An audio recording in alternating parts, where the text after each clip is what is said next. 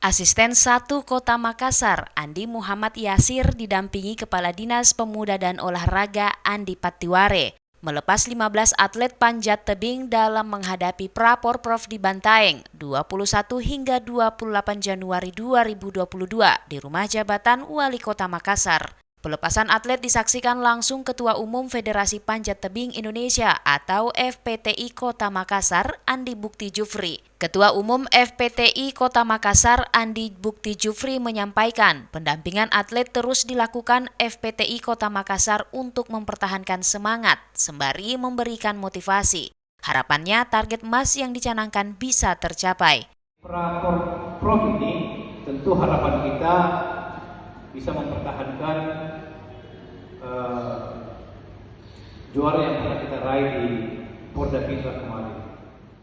Andi Bukti menambahkan 15 atlet ini akan mengikuti 4 kategori kompetisi, yaitu speed, boulder, lead, dan kombinasi. Dirinya optimis target juara umum bisa diraih dengan melihat progres dalam latihan, termasuk kesiapan atlet maju di Porprov 2022.